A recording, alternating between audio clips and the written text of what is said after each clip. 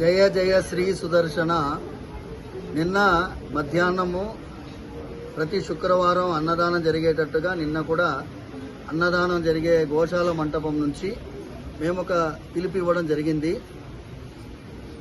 వరద బాధితులు ఈసారి భయంకరమైనటువంటి వరద ప్రభావం 2 తెలుగు రాష్ట్రాల్లో జరిగింది.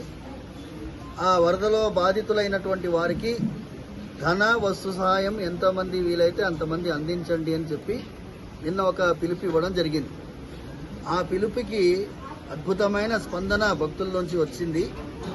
వారికి కృతజ్ఞతాపూర్వకంగా స్వామివారి ఆశీర్వాదం కలగాలని, మరియు ఇవాళ స్వామివారి సన్నిధిలో 2 ప్రదక్షిణాలు, శనివారం రోజు లోపల ప్రదక్షిణాలకు అవకాశం లేదు, అయినా లోపల 2 ప్రదక్షిణాలు భగవంతుడి చుట్టూ భక్తులందరితో కలిసి సుదర్శనాష్టకం అంటే చక్ర భగవానుని ప్రార్థిస్తూ ఈ వరదలు ఇక చాలు, వర్షాలు ఇక చాలు, జలప్రళయం చాలు, ఇక భక్తులందరినీ కూడా కాపాడాలి, ఆదుకోవాలని చెప్పి ఆ పరమాత్మని ప్రార్థించడం జరిగింది.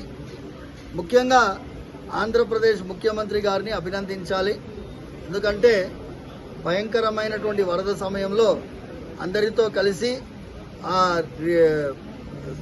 వాళ్ళకి ఏదైనా ఒక రూపంలో ఆదుకునే ప్రయత్నం ప్రభుత్వం చేస్తున్నా కూడా ముఖ్యమంత్రి గారు రంగంలో దిగడం, ఆయన వయస్సుని కూడా పెద్ద వయసు ఉన్నా కూడా లెక్క చేయకుండా అందరితో కలిసి వరద సహాయంలో ముందుకొచ్చినందుకు ఆయనకి ప్రత్యేకమైన ఆశీర్వాదం స్వామివారికి ప్రార్థించడం జరిగింది. స్వామివారిని మీరందరూ కూడా వీలైనంత సహాయం ఇంతవరకు చేయని వాళ్ళైతే దయచేసి ధన వస్తు రూపేణ అందరూ మన బంధువులు, మన మిత్రులు, మన పరివార సభ్యులు